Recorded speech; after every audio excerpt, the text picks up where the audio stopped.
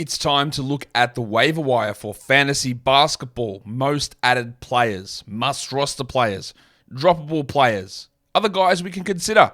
Michael Bolton's got a whole scroll full of them. Michael. Thanks, Josh. It's Michael Bolton here, and it's time for another episode of the Locked On Fantasy Basketball Podcast. Let's get to it. Let's get to it, indeed. You are Locked On Fantasy Basketball, your daily fantasy basketball podcast, part of the Locked On Podcast Network.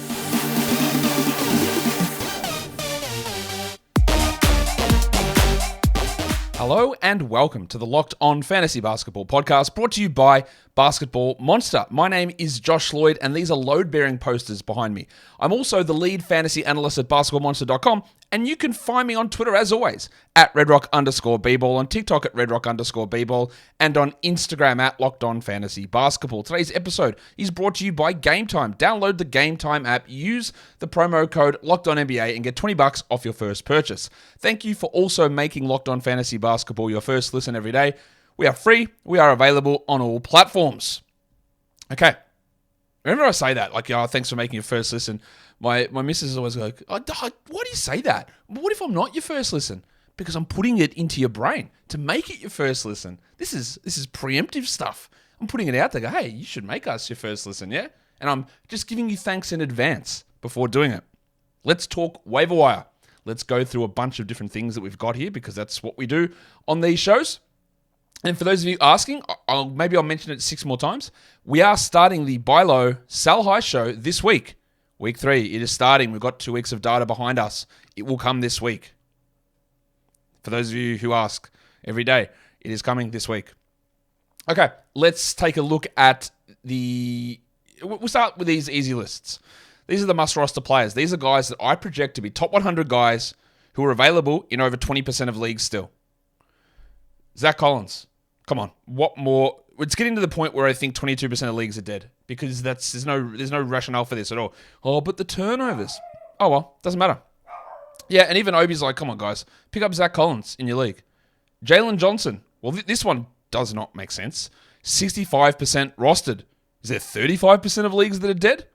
I don't think that's true. Come on. These two, Zach Collins, Jalen Johnson. I don't know how many thumbs you must have up your asses because that is a ridiculous amount of leagues that these guys are still available. You look at these players and you'll say, well, what about this guy? These are, I believe, top 75 rest of season players. Not top 100, top 75. So look at that. The next two I've got as must roster, but more for category leagues. Their value in points leagues is less. And it's Dan Gafford and Onyeka Okongwu. 71% rostered for Gafford, 72% for Okongwu. But Josh, why Gafford? Because they need him. And he could average 2 blocks a game. And yes, there will be issues with injuries. We had it last year. You know how many games he missed last year? 5. Right? He missed some already this season. Also, that's a separate point. I think there's like 4 guys that played 80 games last season who haven't played a game yet this season. Because injuries do not carry over. Health does not carry over as a general rule. I don't know how many times I have to scream that out. Shout out to Terrence Mann, Trey Murphy, Jared Vanderbilt. I don't know who. There's a couple of others who missed like no games at all last season and have not played at all this season because that's how it works, unfortunately. Anyway, Gafford 71% rostered. I know you tell me, man, can we give up on him? If you have Daniel Gafford in a category league, you have Daniel Gafford for high field goal percentage, for blocks, and some rebounds. You have him for the reason that you may have reached for Walker Kessler in round 2, just on a lower scale. He's still going to bring it. There's going to be nights of foul trouble. I know this. And Okongwu, I don't care that he's backing up Capella. He's still producing very good value. And there is no reason, I don't believe, in category leagues for these guys to be on the waiver wire. Now, for points leagues, they're both, to me, projected outside the top 100. Now, Okongwu is a little bit of a different story because you could stash him in the hopes that Capella gets traded, but that might be a long shot. So they're iffy in points leagues. The next two, I still believe, are must-roster guys. And one of them we'll talk about in a little bit more detail. One of them is Markelle Fultz, who's at 79% rostered. Some people may have dropped him because of this knee issue that's caused him to miss the last 2 games. Unless I get some information this is a long-term serious thing, I'm swooping on him immediately. Like, I'm not letting this slide. I'm not letting Markelle Fultz sit on my waiver wire. I don't believe they're giving this job to Anthony Black I don't believe Cole Anthony is taking over from Markelle Fultz. If Markelle Fultz is available, I am going to add him. If we get more info on the knee injury, we move on. And the other one is Miles Bridges, who I know he is a shit bloke. I know there are disgusting things and charges against him, which he's already pled no contest to and got a lenient punishment from both the NBA and the criminal justice system. I know that there is apparently another court date set for November 13th. He is eligible to return to the NBA November 17th. So maybe something happens in that court date where he goes to jail. Maybe. But the NBA and the Hornets, the piss weak nature of both of those organizations, has done nothing regarding these two new charges around Bridges. So we are currently sitting here, 6th of November for me, 5th of those for you in North America, and we are less than 2 weeks away from Bridges' return. Now, Bridges will not, I don't think, have any chance of replicating top 40 numbers, top 30 numbers from 2 years ago. It's just not going to happen. There's Hayward, there's Washington, there's Miller, there's the fact that he hasn't played, there's the fact that, do they invest in this shit bloke? I don't know. I don't think they do. But I would be, and this is a totally reasonable call, it is your decision entirely. I've heard of leagues that have said, we're just banning Miles Bridges from our league, no one is picking him up, and everyone agrees, and that is your call. I've heard of people who are like, I'm just not going to add him because I just don't want to see his name on my team because he beats women, right? And I get that is totally, absolutely reasonable as well. And there are others who are like, it's just a name, and it's just numbers, and it's just fantasy, and if he helps me win, I'll add him onto my team. It's not like I'm paying him like the Charlotte Hornets. And again, that is totally reasonable as well. That is all of your own decisions. But if you are someone who doesn't hold the earlier positions of this bloke's dreadful, well, not even that. If you don't hold the earlier positions of, I don't want him on my fantasy team because of the dreadful things that he has done, if you're not one of those guys, go and add him. Because he's, I would guess, going to have value. And you know what? If he does go to jail on November 13th, or they decide to increase his suspension or cut him, then you do the same thing. You cut him as well. We're okay to hold guys for 12 days to figure out it's not even 12 days. It's a week until that court date. And then we'll find out what's going on. And if nothing comes after that, then he's going to be back in 4 days. So we're in the early part of the season. One of the big key core points that I talk about in this podcast, be okay to take an L in week 1 or week 2 or week 3. Some of you might be doing it without even trying to. Like me in week 2 in a couple of leagues. I'm going to take some L's for sure. All right. Week 1, I think I clean swept everything apart from one. This week, I'm going to lose half my matchups. That happens. Right? Be prepared to do it for a little bit of long-term payoff. But if it doesn't suit you to add Miles Bridges because of your moral thought process, which is totally a personal decision, then don't do it. Totally okay. You're not missing out, I don't think, on a top 50 player. But I did just want to highlight how close we are to a return decision coming. And this number is going to creep up. It is going to come up. And then once we see, hey, Bridges is available to return, that'll hit 80. Yeah, I'm really sure. So if you are one of those who is not going to be, I'm against it on moral grounds, now is the time to go and do it. Today's episode is brought to you by Game Time. Buying tickets to events, why should that be stressful? Why should it be annoying? You're going to do something fun. It shouldn't be a frustrating experience. So Game Time is the fast and easiest way to buy tickets for all the sports, music, comedy, and theatre events near you with killer last-minute deals, all-in prices, views from your seats, and their best price guarantee. Game Time takes the guesswork out of buying tickets. They've got their exclusive flash deals and their sponsored deals on tickets for football, basketball, baseball, concerts, comedy, theatre, and more. Plus zone deals where you pick the section and Game Time picks the seats for an average of 18% savings. So take the guesswork out of buying tickets on Game Time. Download the Game Time app, create an account, and use the code LOCKEDONNBA for $20 off your first purchase. Terms apply. Again, create that account and redeem the code LOCKEDONNBA for $20 off. Download Game Time today. Last minute tickets, lowest price guaranteed. So now that we have talked about Miles Bridges, and I honestly, I don't want to have to talk about him anymore this season, but there we are. Let's look at some droppable guys. Now, there are a few names there where you might go, And again, welcome to the show if you haven't seen these shows before or you haven't paid attention. And one thing I am really noticing this season is, and I'm aware of this, is that I'm not that important in your life. I know that. I know that. That is part of this job, that you do things and people, I consume all of the content that I produce, sometimes unwillingly, but I consume it all. But you don't. So sometimes I do have to repeat things many, many, many times, and that is totally reasonable. People will flit in, flit out. They'll mishear things. They won't hear it. It's this is good. So I'm going to say things here that you may have heard before, but it is very important to clarify. When I say droppable players, as a general rule, I'm talking 12-team, number one. Number two, I am talking about these are guys that if they're on your roster and you're looking to add a free agent and they're there, you should be going, do I need to hold this guy? Right? That's what I mean by droppable. It's not like, well, it's on my roster. And these might not seem different to you. A droppable player versus a must-drop player are very different things. Very different. A must-drop player would be someone like Steven Adams. He's not going to play. You literally must drop him. He is taking up space. There is no need to have him there. In a 12-team league, a must-drop player would be someone like Amani Bates, who's just not going to have an impact.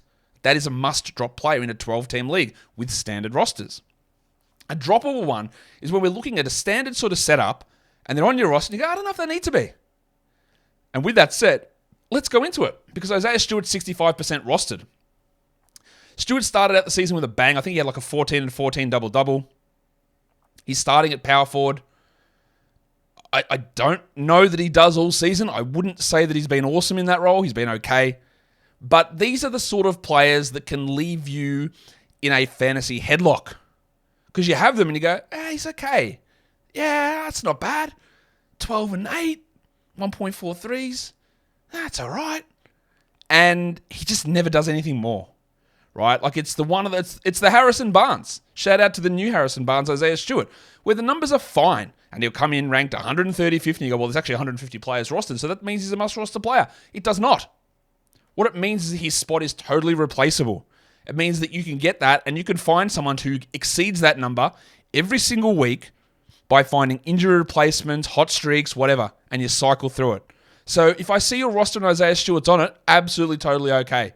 No worries. Oh yeah, makes sense. But if there's someone else that's on the waiver wire, like any of those must-roster guys or any of the guys coming up in terms of short-term options, well, you piss him off. You're not missing anything. And that's the difference between a must-drop player and a droppable player. A droppable guy is someone where you just don't have to hang on. Russell Westbrook, I'm putting on this list. This is preemptive, and I would love to... I more likely wanted... let's rephrase that. I'm putting this here just so it's in your head after you watch the game on Monday. I believe that him and James Harden are going to start together with 99.9% confidence. I don't think they should, but I think they are, especially with Terrence Mann still not likely to play. In a points league, I would not really put Westbrook in this grouping. But in a category league, he's he's the fourth offensive option. He's also now the second ball handling option. So what actual value is he providing?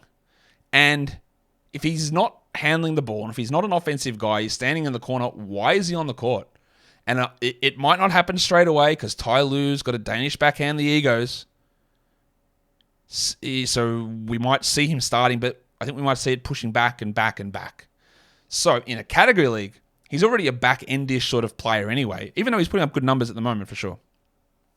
If you get into a crunch, I do, and this is forward projecting because we have not seen it, and I could be totally wrong on this, as I am on lots of things. I'm right on lots of things, I'm wrong on lots of things. That's how this game goes.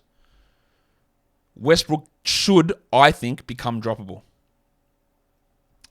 Bob Portis in the exact same spot as Isaiah Stewart. Someone, again, no one listens to me all the time, I understand this. Someone left a message on one of my social things or left a comment, hey, do you know what's going on with Bobby Portis? Yeah, exactly the thing that I've been saying for 4 months. He is the backup center behind Brook Lopez. He barely plays at all behind Giannis, and his value only comes if Giannis or Lopez is out. That's it. He's not playing 25 minutes a night because in the past he had to play all the backup minutes behind Giannis, all the backup minutes behind Lopez. And he doesn't because Jay Crowder's there, who I think might start over Malik Beasley soon. That's a Crowder situation, not really relevant here. But Portis is just not a must-roster player. Again, you can have him if you're holding to stash and maybe something happens with those other guys. But I could say that about lots of different players. The next two are the ones who I've been getting just tons of questions about, and it's time to do it. It's time to talk about it because we've got to talk Humpty Dumpty Bennedict Mathurin. To say that he has been putrid is an understatement. He is not a top 240 player this season. He's just not playing well. He's playing under 23 minutes a night, averaging 9 points with 3 rebounds, shooting 36 and 73. Now, part of his appeal last season was tons of free throw attempts and good free throw percentage. But we also did see that when he started, his usage dropped and his free throw rate really dropped. And it's been way worse this season. He's shooting 18% from 3. Look, there's plenty of things with Mathurin that are going to improve here. He's not going to be an 18% three-point shooter. But what we wanted to see was, hey, can you maintain usage and can you play 33 minutes a night? And he can't play 33 minutes a night, so he's got to go. He doesn't have to go because he's on the droppable list. But yeah, he is, well, I held for the 2 weeks. I wanted to see what happened. The minutes pushing back, the no real improvements across his game means that he has to be in the firing line, which is exactly what we're talking about here. The next one is probably more controversial. It's Andrew Wiggins. Lots of questions on Wiggins, and so far I've been hold. And I'm still not sure that he's a droppable guy, but I redid projections for the Warriors yesterday, and to say that Wiggins come out unfavorably is an understatement. Like 190th. He's not getting any defensive stats. He's not rebounding the ball. He's not playing minutes. Gary Payton's closing over him. I thought maybe there was some sort of injury, but nothing's come out about it. In a 10-team league, I would have no problem firing him into the sun, Andrew Wiggins. He can go. In a points league, I lean a little bit more cautious because he's a better points league than category league player. But he is, out of all of these guys, like him and Westbrook, I'm like, maybe, right? But they're in the mix now. Like they are not immune from being dropped. And the last one is Kentavious Caldwell-Pope, who's rostered in 66% of leagues. In a points league, not worth it at all. In a category league, really all he is a steals specialist. He's not a high usage player. His usage actually is below what it was last season. He doesn't do anything. He doesn't get assists, he doesn't get rebounds, he gets steals. And when you look at straight 9 category rankings, you'll see, man, steals boost him way up. You know my thoughts on that. And then he doesn't get turnovers, which makes him look like, well, he's actually 80th. It's not. Like, he's just not that valuable. He is a steals specialist streamer who in points leagues does not have 12-team value, and in category leagues is very much on the border. Now, a lot of these you can easily argue. Stewart, Westbrook, Portis, Mathurin, Wiggins, Caldwell-Pope. All of those you could say they're fine in a 12-team league. And I agree. That is okay. But with how things are going for them at the moment, if you did want to move on, I don't think it's going to be the end of the world. Today's episode is brought to you by FanDuel Sportsbook. Score early this NFL season with FanDuel, America's #1 sportsbook. Right now, new customers get $150 in bonus bets with any winning $5 moneyline bet. That's $150 if your team wins. And then those bonus bets, you can use them on any of the things that FanDuel has. NBA, college football, college basketball, parlays, spread betting, over-unders, player props, Dolphins to win the Super Bowl. The odds should be pushing out after we lost this week, but we'll be back. We'll be back. And you can get on to Tua for MVP. You can get on to Tyreek for Offensive Player of the Year. You can get into the NBA for who's going to win the in-season tournament. Is it going to be the Celtics, who look like they can't be beaten? All that stuff is available over on FanDuel. So go to FanDuel.com/lockedon and kick off the NFL season. FanDuel is an official partner of the NFL. And don't forget to gamble responsibly. Now, I spent quite a bit of time on those first two sections because I did think that was pretty important. Maybe it wasn't. Let's go through to the most added players over the last 48 hours. Number 1 on that list is Flaming Mo Wagner and the Magic. Oh, those tricky Magic. They pulled that stunt, which happens actually way more than I give it credit for. And I probably screw up on that because, again, I try to look at common sense and logic. And NBA coaches, they don't have it. Most of the time, they don't have it. Because what they will do very often, and we've seen this a couple of times, is they will bring in a guy that does not play, like Goga Badadze, and start him over their backup, the guy that they trust to play every single night, and they'll put someone else into that starting role. And the excuse they usually roll out is, well, it's because I want to keep my second unit rotations intact, which is a lie. It's not a lie. It's not a lie because it's not a lie if you believe it. It's just not true, which is different to a lie. I'll tell you why. Because unless that third stringer comes in and plays the exact same minutes as the starter, then your rotations are different. They just are. So unless Goga's coming in and playing his 30 minutes a night that Wendell did, you are not straight one-for-one swapping. Now, Mo Wagner is the most added player. He put up still really good numbers in 20 minutes with 5 fouls in that first game. I still think he's okay to use in 12-team leagues. And we're going to talk Goga later, but I'll just throw him in now. Goga's fine to roster as well. Would he have a double-double with 5 blocks? I don't know that he gets 23 minutes every single night, but Goga's one of those players who, and I mentioned this a couple of times, maybe he was even in the Value 30 show that we did, that if they start him, he is useful. And we've seen that. I think both Mo and Goga are 12-team league options. Grant Williams is one of the most added players. He's playing really well. I do think he's a 12-team league player. And at the moment, he's outperforming so many guys on that list. Wiggins and Caldwell Pope and Mathurin. And Paul Portis, Stewart. He's a better option than them at the moment. Dario Saric up 29%. Yeah, I don't know about that one, but he did play well. He closed the game, I think, last time out for the Warriors. He's a very strong 14-team league ad. Not sure we look at him massively in 12s outside of streaming. But the next guy we do, Dylan Brooks needs to be added. And I will tell you many things about Dylan Brooks. Hate the way he played offense in Memphis. No category league value at all. Different team, different situation. He's much better. Now, he is also the biggest sell high I've ever seen in my life. If you can execute anything on Dylan Brooks for any sort of top 90 player in a trade, you do it immediately. Because it is the most obvious situation ever that not everyone will see. Because there'll be people who use their ranking metrics like, who's got the most dog in them, and they'll say that Dylan does. So they'll like him. The big difference between him here and in Memphis, it's not usage, because he's actually toned that down, which I applaud him for. A really good change in his game, even though his usage wasn't that high last season. But he's playing like 6 more minutes per game, which helps. He's also shooting 63% from 3. And I did mention this yesterday, and a couple of people replied back, oh yeah, but he's taking better shots, his shot selection's better. That is all well and good, and that is all true. Right? He is reined into the offensive system, but I don't care how good your shot selection is. I don't care how much you've changed your ways.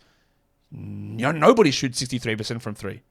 So even if he retains the best shot selection in the world, the best self-discipline in the world, he's losing 20 percentage points easy on his shooting. It's just happening. But the minutes are what's encouraging. The steal numbers are very encouraging. And for that is what you roster him. Not because he's knocking down every single 3 in the world. Big Dick Nick, one of the best ads apparently at the moment. Yeah, look, he's a good block streamer for today. I guess he was added because of the Hornets back-to-back.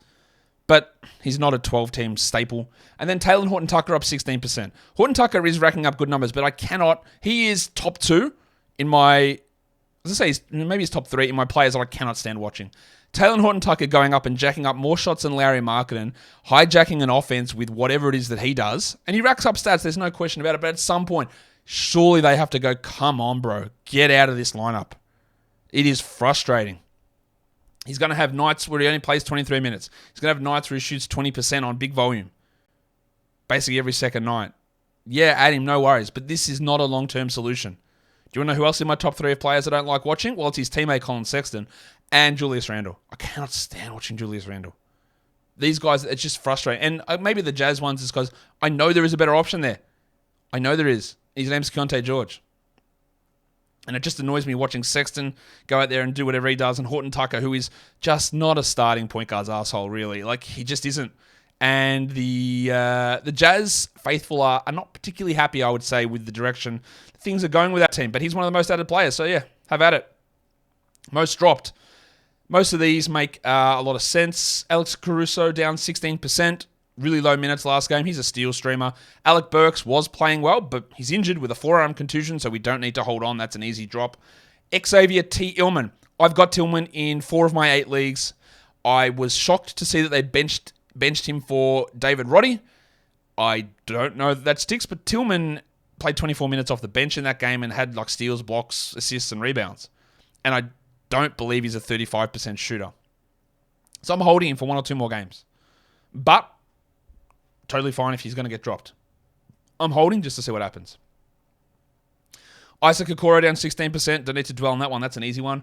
Ben Mathurin down 12. Well, people are already jumping on there. Yep, okay. We talked about that already. And Gary Trent down 12%. Yeah, no problem with Gary Trent getting dropped. He's playing like 22 minutes a night. He's absolutely in no shape or form a 12-team league category or points league player. The hot players. These are guys who are putting up some really strong numbers over the last week. Dorian Finney-Smith. Nick Claxton could be out a while. Looks like he's got a high ankle sprain, so that's a 6-weeker. And it'd be great if the Nets gave us any sort of update or information on that. But Finney-Smith replacing him, and Finney-Smith is a 12-team league guy for now. Grayson Allen not up to 33%. He's rostered in 33% of leagues. Booker and Beal are out again. So Booker came back, played well, and has now missed the next two. The frustration on this team, and this happened with Booker last season as well, is that they push him back too early from an injury, and he gets injured again. Happened around Christmas, so with his groin, I think it was, or hamstring. Happens so often in the NBA. Happens so often. Grayson Allen, I wouldn't say he's a must-roster guy. He's like a streamer for 12s. Drew Eubanks, he might be a must-roster. He's outperformed Nurkic a couple of times.